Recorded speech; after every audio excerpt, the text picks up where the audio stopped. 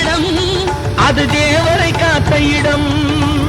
ஆவணி மாசையிலும் வரும் ஐப்பசி திங்களிலும் அன்பர் திருநாள் காணும் இடம், அன்பர் திருநாள் காணும் இடம்.